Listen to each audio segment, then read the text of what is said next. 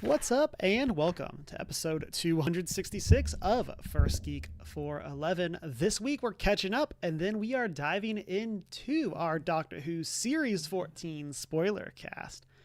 With me, as always, from West Coast, Best Coast, is Emma. How are you doing? Doing great. How about you? I'm doing good, and my name's Cameron. I don't think I said that, but that's it. And yeah, I'm doing great. How about you? I mean, I'm doing great, as I just said. Uh, it's a hot week here, so it's very warm inside the house. I mean, it's cooler than outside, but still, I'm sweating buckets. So, you know. the struggle for real. I posted a meme in Discord. Also, shout out to our Discord. Of it's like the breeze in Texas, and it's just someone like blowtorching a statue. Yep. And yeah, that's kind of how it feels. At least I'm not in Houston though, because Houston's the worst. And so it's the sweaty armpit of Texas. So that sounds about right. Yep. Before we get into what we've been up to, you can find us on our socials as OneGeek411. Join that Discord server, share those Texas summer memes, or wherever you're from, summer memes. And you can watch live now on both Twitch and YouTube. Hopefully it's all working. Hopefully. Yeah, as we join the restream. And so all of that around 6:35, 6:40 Mountain Time Monday nights. And I am also seeing us live on YouTube. Yeah, the video was there when I grabbed the link, and yeah. We're just hoping. And so, and then you can check out that Redbubble store. Oh, and then I should also say, Happy Canada Day to Shanine and all of our other Canadian people. And so, hope y'all are having a great one, and happy pre-4th of July to the U.S. people. And so, Thursday. Yeah. I have Thursday and Friday off. I am jealous. I have early release on Wednesday and then Thursday off. It just means that I have more work to do now. But, Yeah. For me, I've mildly lucked out in the getting holidays off department for my career choice. Yeah. I'm Mondays are always very busy because I handle tickets from stores.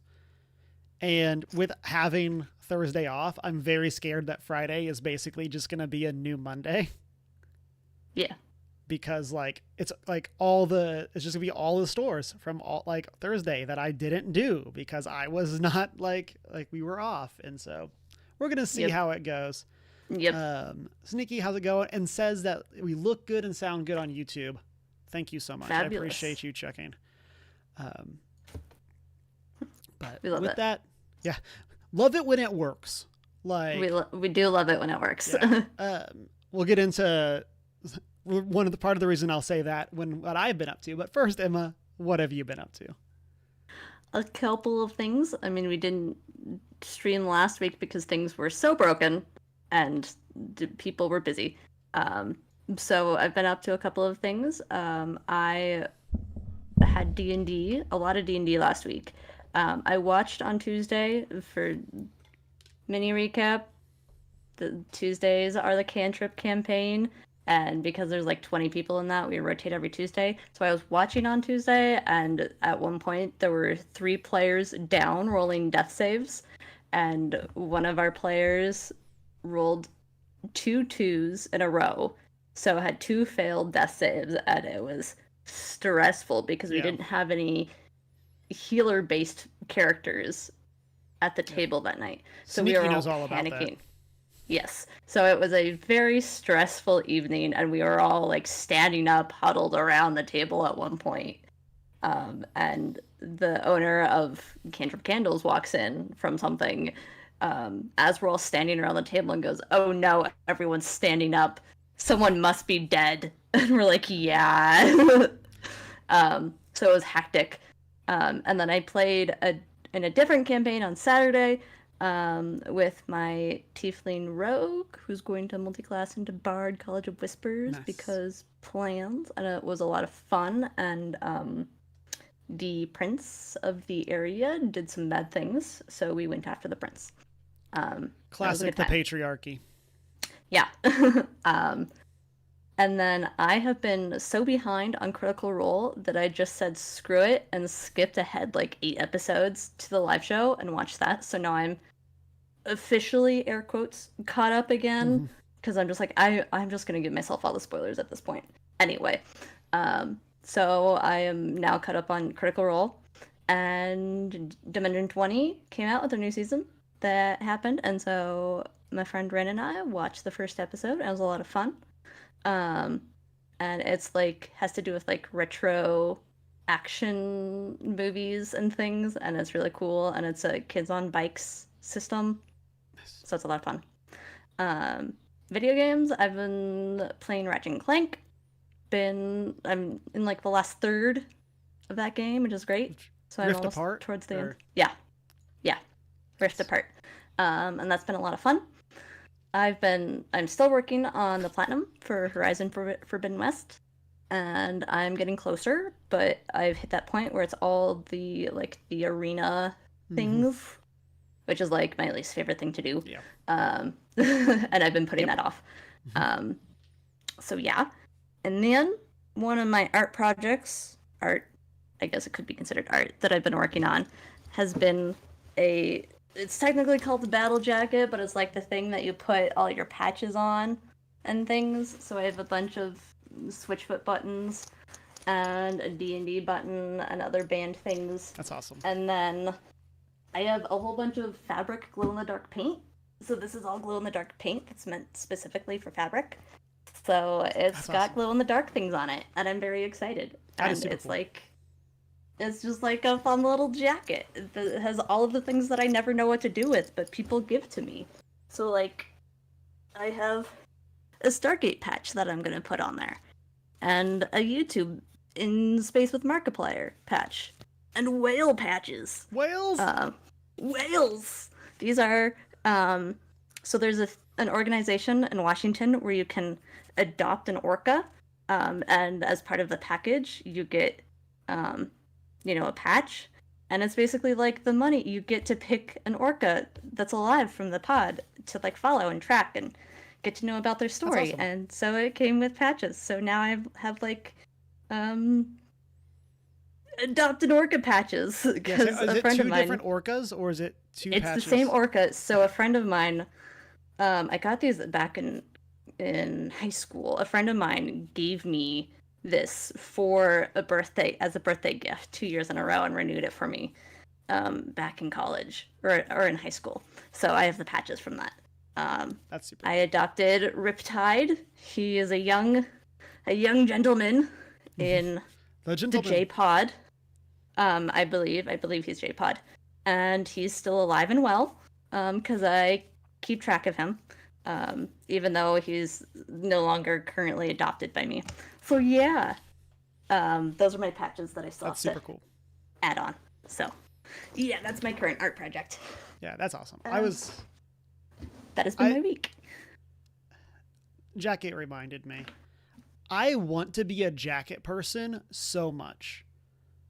Like, I think there are so many cool jackets, so many cool designs, but like, I'm a person that like runs hot temperature wise. Yeah. And like between that and living in Texas, like, I just like, it's so hard to justify spending money on a really cool jacket that I can only wear for maybe a quarter of the year, and even then, that's a stretch. I got that from a thrift store for like $5. Yeah, because it's a very similar scenario here in California where I won't be able to wear that until like October. Yeah, but like, if I can get one for $5-6 from a thrift store and put stuff on it, I might as well. Yeah, that's a good call. I need to go try to thrift and find a cool jacket. Because like that's definitely like my struggle. And like, I mean, you know it more so than I do, just based on where you've lived before. But like, that was one of the things that was so cool about when I was in Connecticut, is like, I got to do scarves. I got to do cool jackets. I got to do like, that's when I like layers. Got into wearing, like a hoodie with a jacket over it. Cause then it was like, I wouldn't die. Versus like here in Texas, I feel like it's so hot that like, even doing that, I feel like is pushing it a lot of times. And so But yeah, I feel like there's a version of me that does not live in Texas and is a jacket person. And Yeah. so just like there's a version of me that is all about backpacks because I love Yeah. backpacks, but I cannot justify buying a ton of backpacks. So, Yep. so with that, for what I have been up to, also did some D&D. DM'd our Checkpoint Church group. We added a new player. And so it's my Ooh. first time adding a player into a campaign. And so every time it's always just been everyone coming in at the beginning, or it has been like a one shot. And so or it's been people that like they couldn't make specific sessions, but like they were in the campaign the whole time. Mm-hmm. And so, so all of that, it was really cool. New character, is very fun. She's a satyr bard. And so, Ooh, satyr bard. That's fun. yeah, we're getting her in. It's our third character that can heal, and we'll see if some of them will actually heal each other. Like she healed in like the first round of combat, so we're off to a good start. So that's kind of the problem that we have is, and so, but it went well. No one died. This might be the first session where we haven't had a character hit 0 HP. I mean, that's progress. Yeah. It's better than nothing. Yeah. And so, now we only had one fight, but still, we'll see how the rest of this it's like a mini dungeon crawl. And so we'll see how the rest goes. So, I don't want to say too much because Sneaky is in chat and is one of the players. And so fair. Don't want to reveal blame too much. But besides that, probably the biggest thing for me is this past week I went to downtown Dallas to Dallas Comedy Club, and I got to see the stand-up comedian Liz Mealy. I got a Murder Sheets sticker and t-shirt from her, even though she's doing her next show. And so Liz is a stand-up comedian from New York, and she'd come to Dallas before, but it was like right after I started listening to her. And so couldn't make it. And I think we had just gotten back from a trip. And so it was like double, because like I air quotes discovered, I found her videos like while I was on a trip to New York. And I think she like came to Dallas right afterwards or right after we got back from another trip. There was like, I might be confusing two different events. And so I missed the last time she was here. And so I really wanted to make an effort to go as she came in. And so it was a ton of fun. It was my first time at a comedy club, I think. And so how'd you like it? It was really cool. I've done like stand up in like theaters and stuff like that. And then like we saw John Mulaney at like the Arena. And so like I just haven't had like this small intimate like thing. And so it was really cool. It was a great way to see stand up. Deanna came as well as one of my best friends from high school. And so we all met up, had dinner, and then went and saw the show. Everybody had a great time. And so super cool. I've been meaning to go back and listen to Murder Sheets, which is her previous special. And I just haven't like circled back to it. And so it was super fun. Can't wait to do more. And so it's easy for us because like we can just take the train. It's like not that far. And so you just hop on, do public transit, and it's super nice. And so that was awesome. In the world of books, I have finished both Cinder and Scarlet, which are written by Melissa Mayer. That's part 1 and 2 of, I believe it's called The Lunar Chronicles. And so it's a very fun take on like the classic myths and princesses set is this in... Hold on. I think I know what this book is. Is Cinder, does it have like a girl in a bubble on the front? Or am I thinking of a different book? Okay, this is the book I'm thinking of. It's different book, but I know the book. Okay. And so continue. Yeah, it's a very fun take. So like Cinder is named after Cinderella.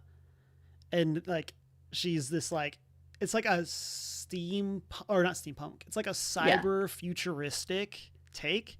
And so Cinder is like half cyborg, but like is adopted, and her dad died, and she has an evil stepmother and two stepsisters. Yeah. And then Scarlet is Red Riding Hood.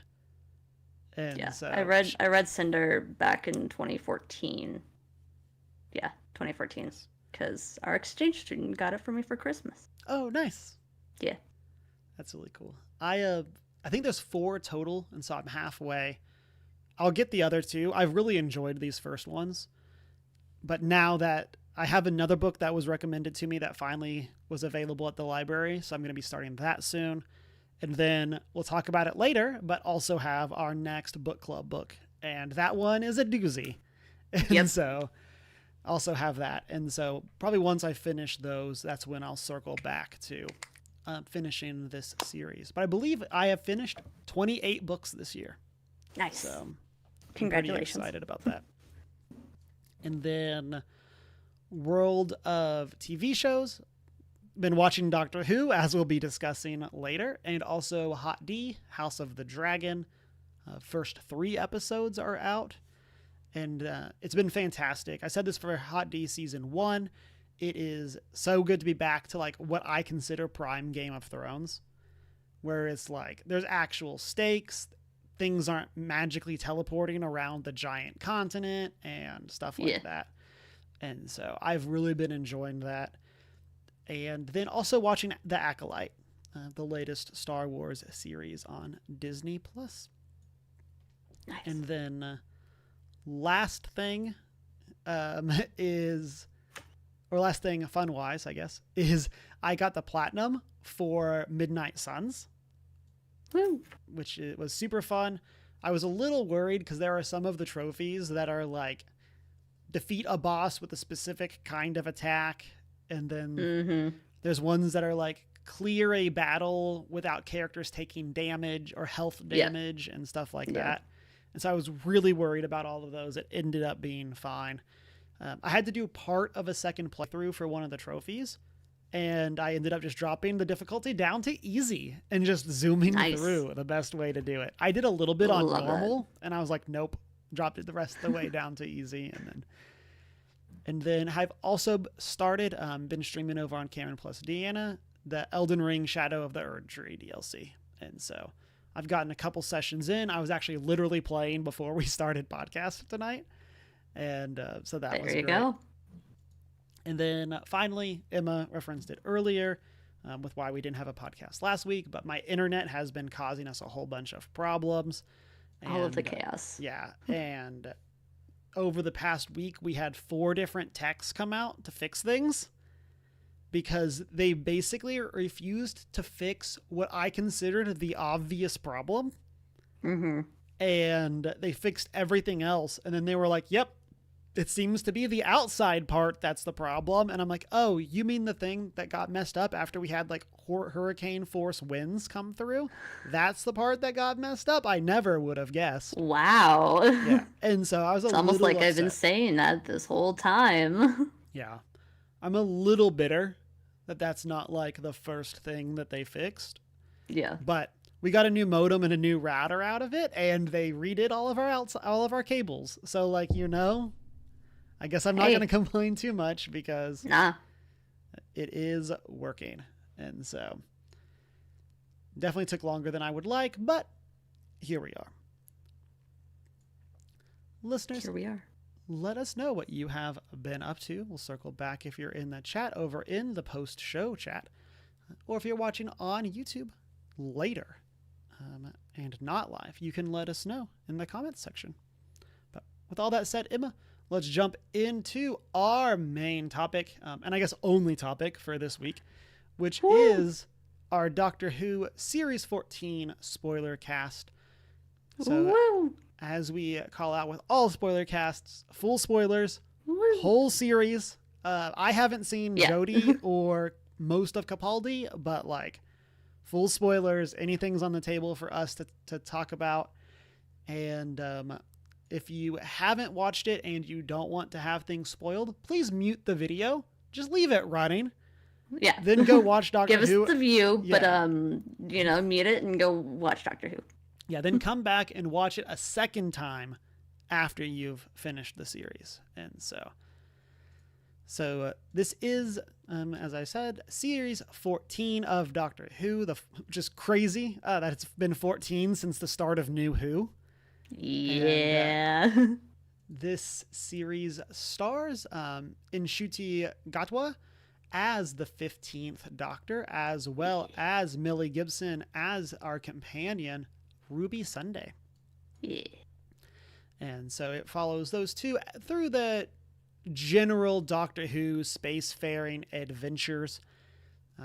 And we kind of get this mystery around who is Ruby Sunday as kind of our core question. Why is it throughout snowing? the whole series. Yeah, why is it snowing? I don't think that was ever actually fully properly answered, but yeah, well, we can talk about that. yeah, we'll definitely get there. Yes. Yeah. And Yeah. so, but with that, I want us to start off with let's talk about our main characters, Ncuti and Millie. What did you think of them as the Doctor and Ruby, and then what did you think of like their chemistry, their adventures, kind of high level? What did you think of those of our two stars? Love so much. Millie as Ruby, I definitely think it's good that she's a one season companion. As much as I love her, because she is very much, you know, like, I don't want to use the word basic companion, but like, fits a lot of the stereotypes for a Doctor Who companion, as much as she is her own character. But she is a great for like one season without getting too boring. Like, she is very fun and adds a lot to the, introduction of Ncuti's Doctor, and as that like friend to help him figure out who he is in this new persona as the 15th Doctor, as well as being a mystery of herself for him to solve, and like just being a friend.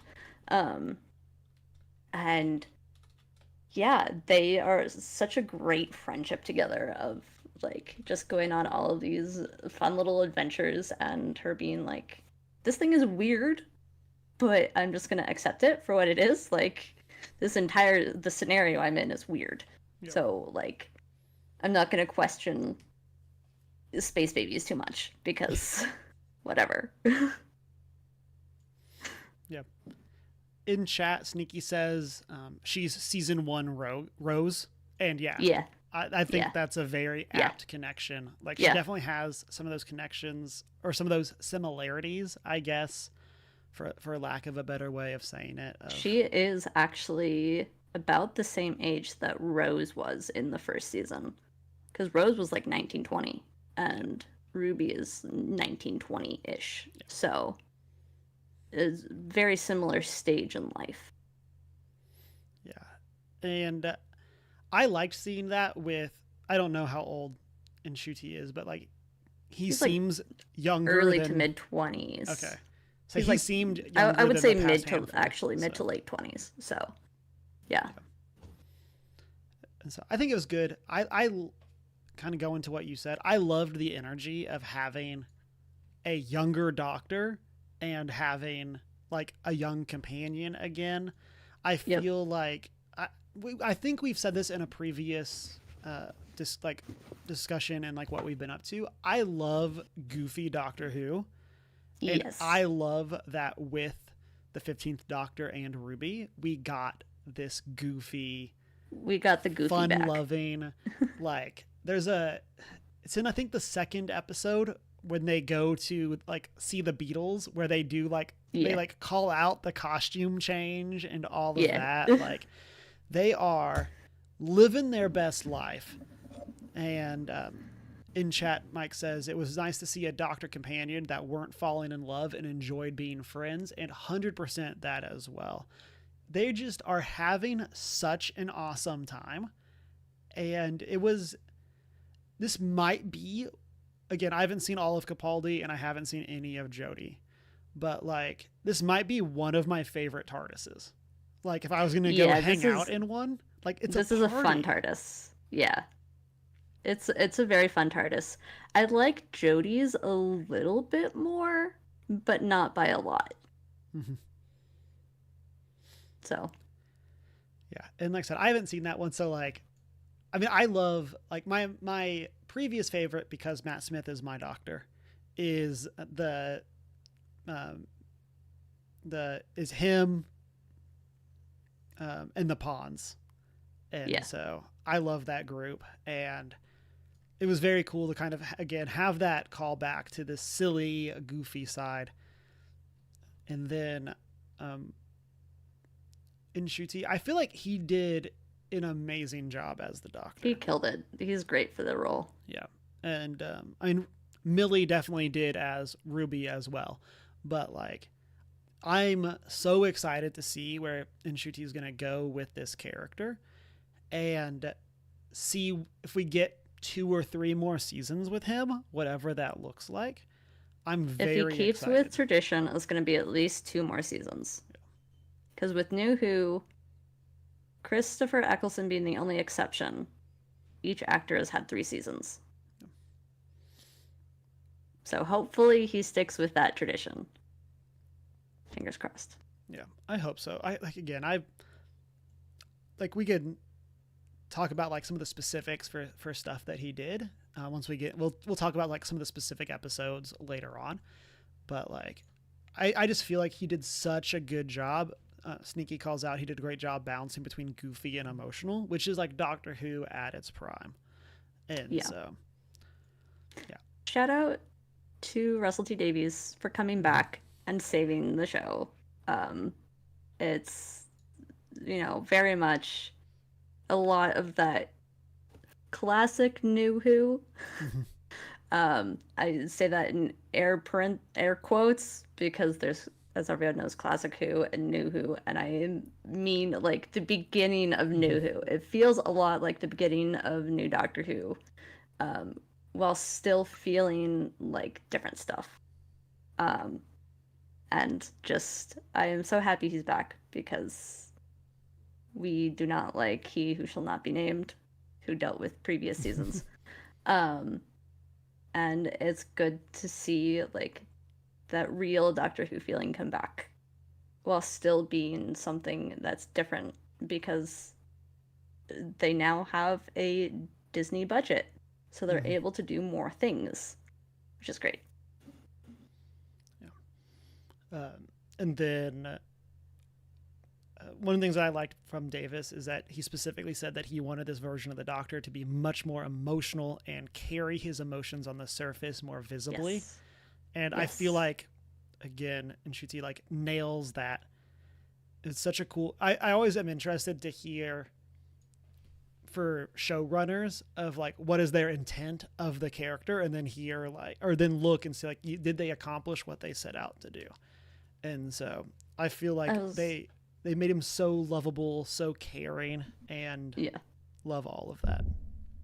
I was going to pull it out, but it's at the very bottom. I have a book by Russell T Davies and Benjamin Cook, which is it's essentially it's called The Writer's Tale.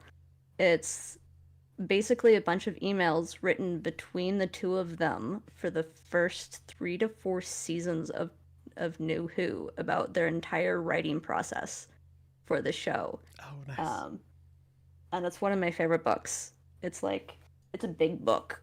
It's several hundred. It's like 500 pages of just their whole process, and it's fun to go back and read it in the context of where it is now, because it's like they have all of these grand visions, and now they're even enacting some of these grand visions, even in different ways. Yeah.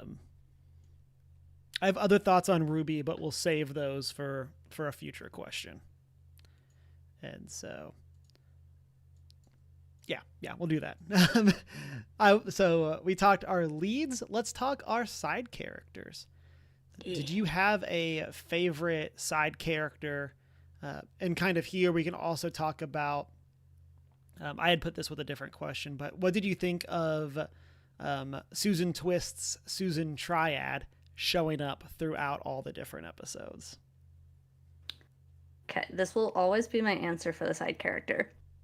I love getting Kate Lethbridge Stewart back because I will always explain this for people who don't know the connection.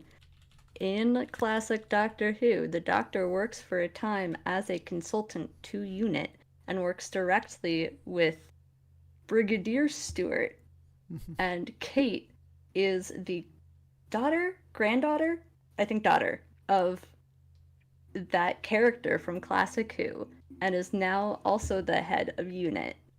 And so I love whenever we get her back because it's like a fun continuation and honoring of Classic Who while still being something new and different, and like because she's her own character, and just she grew up with Classic Who, and then getting to be able to play a character who's related to a beloved classic Doctor Who person is like, and doing them justice is great. Yep. And I love that, and she is forever one of my favorite reoccurring characters because when she shows up, things are going down, which is fabulous, and that makes me so happy. In terms of Susan Twist, I wanted more of her throughout the season, given the reveal at the end. Like, I wanted it to be a bit more of a build-up. We got almost as much build-up with the neighbor, who we still don't know of. Which I have theories about the neighbor. Yeah, we'll talk. We're gonna talk about the neighbor later. Yeah. I have theories about the neighbor. But Susan Twist, I wanted more of Susan Twist as like hinting into things and like really playing a lot more into, by the third or fourth episode, going, wait, I've seen you before. Why do I know your face? Like, do I know you? I really wanted them to play into that more because they really were referring to and referencing that, like, hey, this character is like someone important. So then, like, play into it a little bit more. Yeah. I think especially, I think it's episode 3 is the first time that we, like, really have her, like, in our face as, like, because I think that's Boom is episode 3. Yes.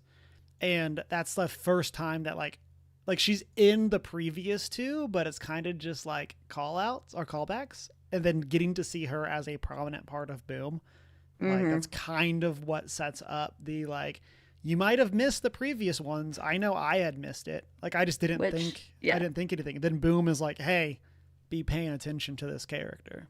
Which, one of my things about Boom is a classic Doctor Who storyline, which I love, but I wish it had been 2 episodes. It was one of those Russell T Davies classics that really, I can see if he had his way, would have been a 2-episode story arc, but he probably didn't have the freedom to do that. So it was a 1-episode story arc instead.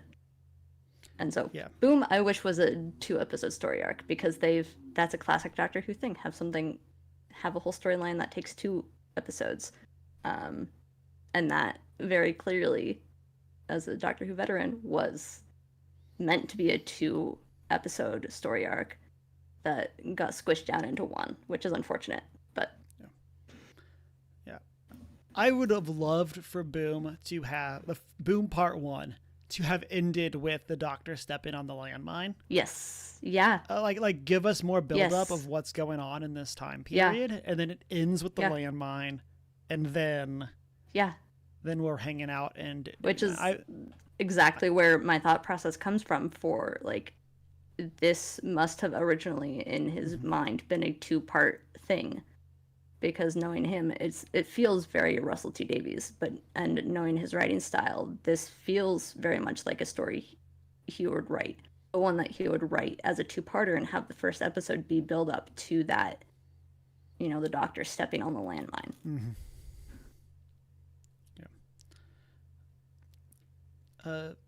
for me, side character wise, I'm really excited that we got to see Yasmin back as Rose Noble from the specials. I wish. How's your uncle? I don't know if you ever caught that. She asked him at one point, "How's your uncle?" in reference to the 14th Doctor. See, like, where's Tennant at? Get him it. And so How is he? I thought that was really cool. I really liked Yasmin's take on Rose Noble during the specials.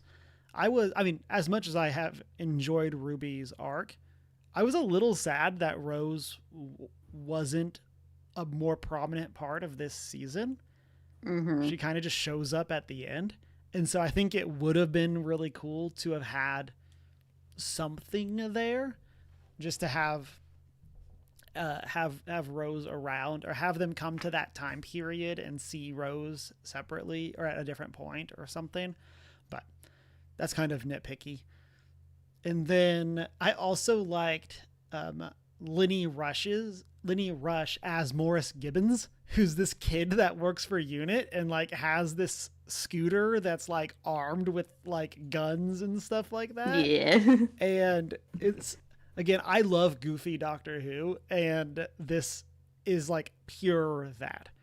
And so I really liked that as well. Tangential slash. So the robot at UNIT sitting in the chair. Am I the only one who got the vibe and flashback that that robot is very similar to the character is from season 1 with the Ninth Doctor? Simon Pegg was in the episodes. They're on a spaceship where it's all these people doing the TV shows.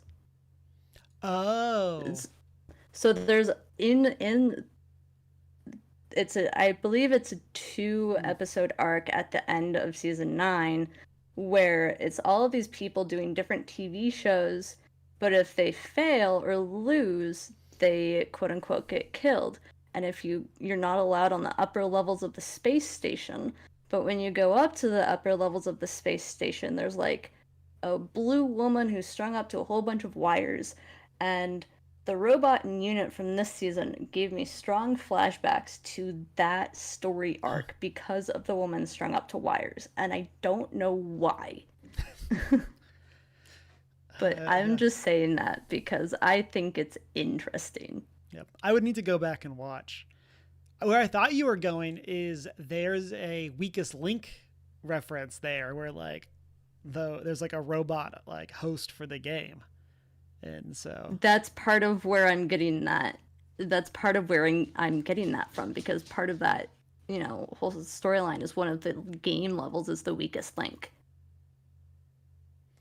Yeah. Yeah, I don't know. That's definitely super weird, or a super interesting connection. Maybe that's the way to say that. Yeah. Seasons 1 through 8. I've watched at least 15 times.